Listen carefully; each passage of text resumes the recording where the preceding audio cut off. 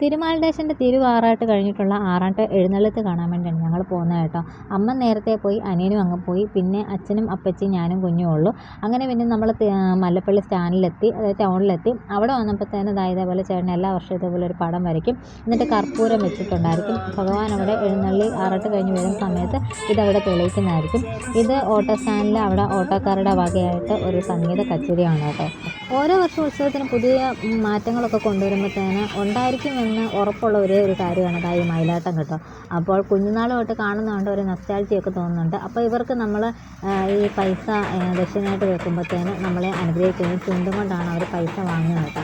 അപ്പോൾ ഈ ഒരു പ്ലോട്ട് പോലത്തെ ഈ കൊള്ളുന്ന തെയ്യത്തിൻ്റെ ഇത് കഴിഞ്ഞ പ്രാവശ്യം ഉണ്ടായിരുന്നു. നല്ല ഭംഗിയായിരുന്നു കൊട്ടുന്നത് കേൾക്കാനും കാണാനും ഒക്കെ. അപ്പോൾ ഇത്തവണ കുറേ പുതുതായിട്ട് കുറേ അലങ്കാരങ്ങളൊക്കെ ഉണ്ടായിരുന്നു. അങ്ങനെയുള്ളതാണ് ഈ ഒരു ഇത് വലിയ മനുഷ്യന്മാരുടെ പോലെ ഇത്. അപ്പോൾ നമ്മുടെ ഭഗവാനോട് നമ്മുടെ കവലയായിട്ട് എത്തിച്ചേർന്ന് അതിൻ്റെ താലം ഒക്കെ ഉണ്ട്. ഇത്തവണ ആ താലം ഇച്ചിരി കുറഞ്ഞു പോയെന്നൊരു ഡൗട്ടുണ്ട്.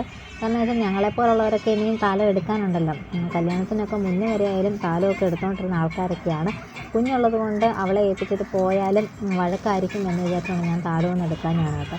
അപ്പോൾ ഭഗവാൻ അവിടെ എഴുന്നള്ളി വന്ന് പറയെല്ലാം എടുത്ത് വന്ന സമയത്ത് അവിടെ ആ കർപ്പൂരം തെളിയിച്ചതാണ്. ഇത് ഞാൻ അടുത്ത് നിന്ന് എടുത്തൊരു വീഡിയോ ആണ് കേട്ടോ. അപ്പോൾ നമ്മുടെ ഈ ഒരു ചെറിയൊരു ഷോർട്സിൽ ഞങ്ങളുടെ നാട്ടിലെ ഭഗവാന്റെ ആറാട്ടിൻ്റെ കുറച്ച് കാര്യങ്ങൾ മാത്രമേ ഇതിനകത്ത് ആഡ് ചെയ്തിട്ടുള്ളൂ. ഇതാണ് ഞങ്ങളുടെ ഭഗവാൻ തിരുമാലദേശൻ. അപ്പോൾ ഞങ്ങളുടെ ഇത്തവണത്തെ ശിവരാത്രി ഞങ്ങൾ അടിച്ചു പൊളിച്ചു. അടുത്ത വർഷത്തെ ശിവരാത്രിക്ക് നിങ്ങളും കൂടെ വേണം കേട്ടോ. ഈ ഒരു വീഡിയോ എനിക്ക് ഒരുപാട് ഇഷ്ടപ്പെട്ടു. ഞങ്ങളുടെ നാട്ടിലൊരു ചേട്ടൻ്റെ ഇൻസ്റ്റാ പേജിൽ നിന്ന് എടുത്താണ് കേട്ടോ. നിങ്ങളോട് കാണിച്ച് അഭിപ്രായം പറയണേ.